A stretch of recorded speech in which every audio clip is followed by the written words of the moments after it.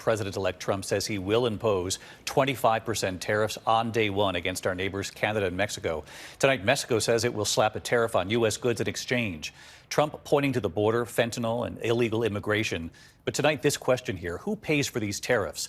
U.S. companies bringing the products into the U.S. pay the tariff at first and then sell those products to U.S. shoppers. So will those costs be passed on to consumers? Here's Terry Moran tonight. In a statement that rattled markets worldwide, President-elect Donald Trump declared that on day one of his new administration, he will impose the most sweeping tariffs in recent history, targeting America's nearest neighbors and biggest trading partners. I will sign all necessary documents to charge Mexico and Canada a 25% tariff on all products coming into the United States and its ridiculous open borders, Trump posted on social media. This tariff will remain in effect until such time as drugs, in particular fentanyl, and all illegal aliens stop this invasion of our country. It's the fulfillment of a campaign pledge. And I'm putting tariffs on Mexico.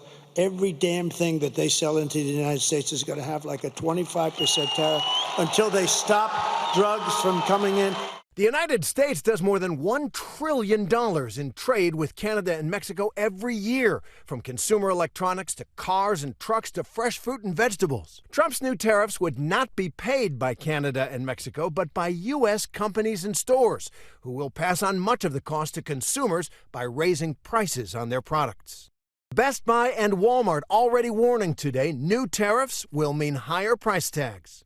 Reaction to Trump's announcement was swift. Mexico's President Claudia Sheinbaum threatening to impose retaliatory tariffs on American goods. A un arancel vendrá otro en respuesta. Saying the border crisis cannot be solved with threats and tariffs, warning that if the U.S. imposes tariffs, quote, it is not acceptable and would cause inflation and job losses in the U.S. and Mexico. Canada's Prime Minister Justin Trudeau took a softer line, saying he spoke to Trump. This is a relationship that we know takes a certain amount of working on, and that's what we'll do. Trump is using these tariffs to pressure Canada and Mexico to help him deliver on his key campaign promise, securing the border. Today in Texas, Trump's incoming border czar, Tom Homan, was laying the groundwork for mass deportations. Let me be clear. There is going to be a mass deportation because we just finished a mass illegal immigration crisis on the border.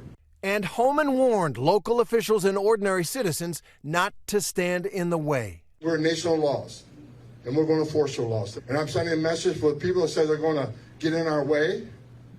They're going to stop us from doing what we're doing on the interior enforcement operation. I've said 100 times in the last week, don't cross that line.